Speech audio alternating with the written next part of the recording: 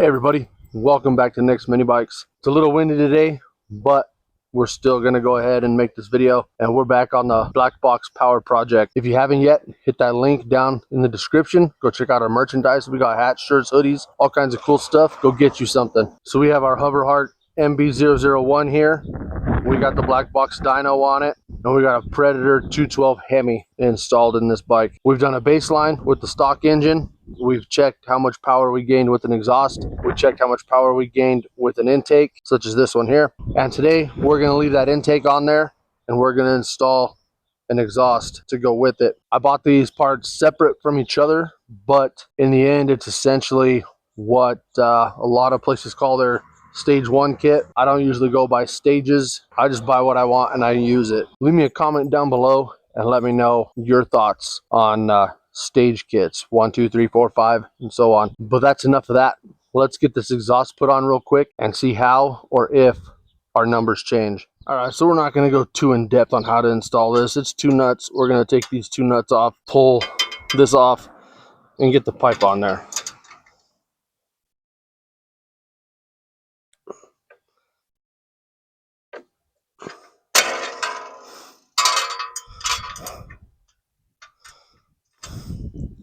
Should have got a socket actually.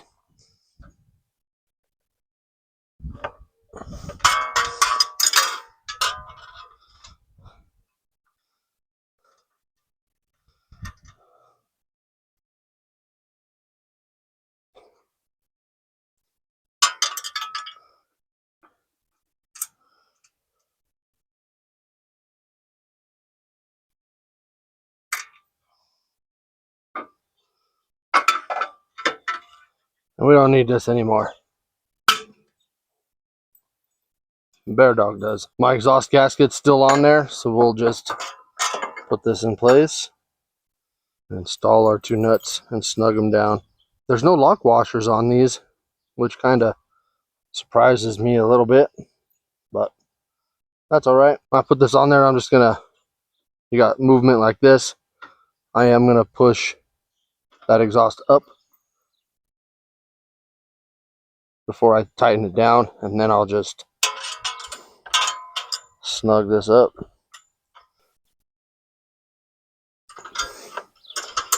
And just like that, our exhaust is back on. Let's start it up and see what the engine thinks of that.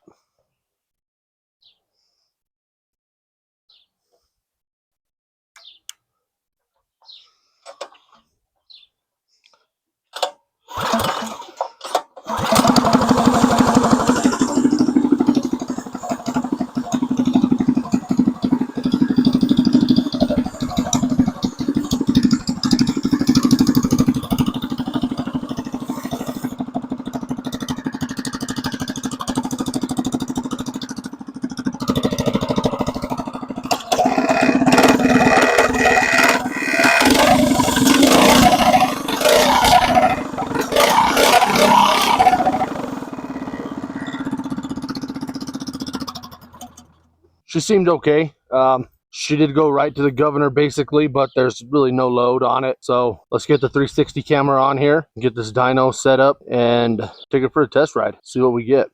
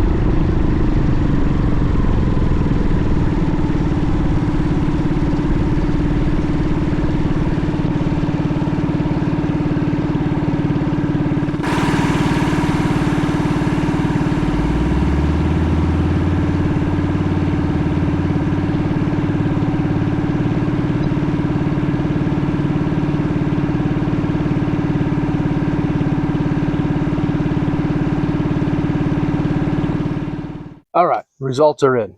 We'll be comparing these numbers to the stock Hemi 212 numbers that we got originally. Now keep in mind, temperature's not the same, humidity's not the same, wind's not the same. It's the same road basically, same big guy riding a bike. That's pretty much the only thing we have in common with the original numbers. And I wouldn't think that it would change things that much, but it definitely could. So just keep that in mind. We're not in a controlled environment.